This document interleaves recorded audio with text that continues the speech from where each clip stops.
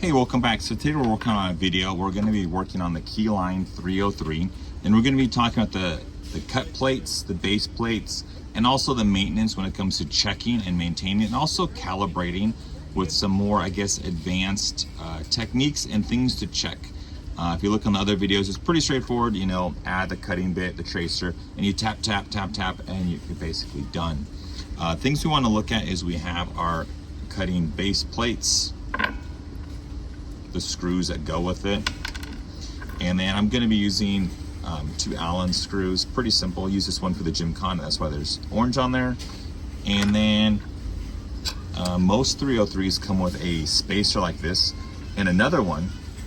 If you don't have those, you can use like 2 Chevy GM type ignition keys to check the difference. So let's kind of go ahead and look. So the one thing we want to look at are these Allen screws right here. So these screws, they tighten like so. They go clean through and they interact with here, the cut plates. So we don't have any on this side or this side. This is just bolt in straight down and that's it. There's no deviation, wiggle room, nothing like that. This side, we have a little bit of wiggle room. So if I put the screws in here, it's locked in. But then this is able to, if I tighten, it's going to adjust as needed. So it makes that gap. And my use of this machine and other machines, I always find it easy to keep this backed out but flush. And when you're changing these, make sure it's not all the way in, because if you have this little gap at an angle like that, kind of exaggerated, it's going to be causing problems. So if it's exaggerated like that, that's why your keys are not fitting correctly. So let's go ahead and look at this. So I'm going to back this out, and that one's backed out, so it's flush. There's no resistance. So I'm going to go ahead and put the screws in. And also while you're here, highly recommended to get like some WD-40. Little WD-40, and just spray a little on here just to prevent rust and stuff like that from getting in there. You don't need a lot, but a little helps. And then I'm just going to go ahead and get that started. Get that started. Get that started. So this one, there's a little bit of resistance. I'm going to back it out.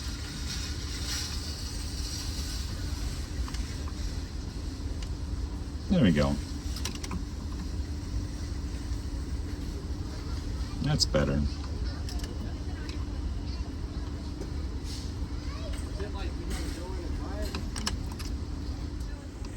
So as I was tightening this screw, I noticed this one was smooth, smooth, smooth, and this one's a little stiff. So what I did is I took it out and I cleaned it. But then what I'm going to do is I added some WD-40, so there's WD-40 everywhere. And I'm just going to essentially tighten it in there. I'm just going to go ahead and tighten it and just take my time. I just don't want to strip that threading. So it's going in pretty smooth, and I see like the bubbles and stuff coming out. Cool. So you want to take your time. If it's hard to force this in, if it's different resistance, don't force it. Take it out, clean it, and now I'm just going to work it in there. Take your time. Cool. And now we're good. Let's go ahead and finish. So I'm going to go ahead and put this one back on. Tighten. And tighten.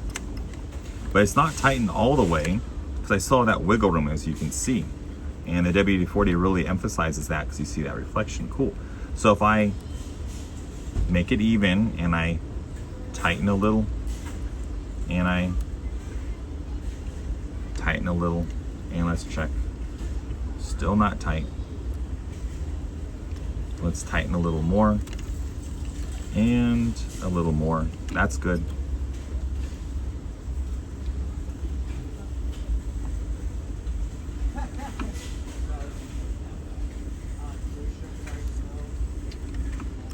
And good. Now that's nice and secure. There's no wiggle room. Actually, is it wiggling a little? Looks like maybe there is. Let me just crank it a smidge more. Cool. And cool. And now when I flex it, I don't see it moving. Great. So now what I can do is I can snug these up. See how it's pushing out those bubbles? Cool. And I'm just gonna hand tighten. I'm not gonna crank it on there and cause stress on the parts. But also you have to take those Allen screws out if you over tighten them. Cool. So now I'm gonna go ahead and take this one out. Okay, so now it's in there tight. It's tight and secure. Let's go ahead and clean up any debris, just using a standard brush. And what I wanna do is, if I have two of the same things, I can use as calibration, like metrics, and see. But what I'm gonna do is I'm gonna zoom out a smidge. And what I like to do is I'm gonna use the screw holes as a point of reference. So I'm going to hit the calibration red button. So I'm gonna pull down and I'm gonna check here. Good. And then here. Good. I'm gonna adjust. Cool. Good. Good. And on that part, good. And then I'm gonna line this up on the screw hole. I'm gonna get two angles. So I'm gonna line up. I'm looking at just the spacer, the tracer. Line it up. Cool. And if I wiggle left and right, it's not gonna move anywhere. So I'm pretty much lined up. Cool. Cool. And I'm able to go in. Cool. Sorry for the wiggle. But I'm able to get that in there. Cool. And I can go to the other one. Lines up. Cool. So now I can see. And if I put in here, there's no wiggle. Cool. So now let's go ahead and get a little more fine-tuned. So I'm going to take a GM key. And on this side, now let's say we've had like people saying, hey, it's cutting off center, this and that. What I want to do is now I want to, like how the gym kind of taps the touch, the front tip, and then the sides. I just want to see if I'm able to do that. So I'm going to calibration, and I'm going to get up any sort of debris. I'm going to pull down.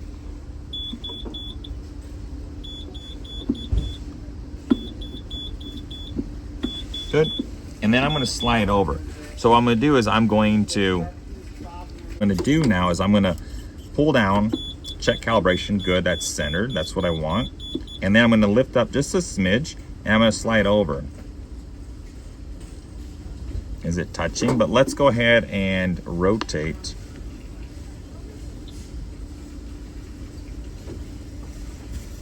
Cool. That's touching the key, looks like it. And on here,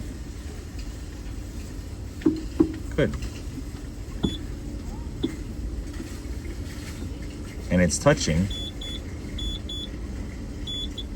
So when I hear that beep noise, cool. Yes, there is the key or the blade. It does. It's not consistent. So if I really wanted to, I could. Sorry for a long, lengthy video. I'm gonna take out the cutter bit, and I'm gonna put in another tracer. It's gonna be another 2.5 mil tracer. Oh, it's brand new and sticky.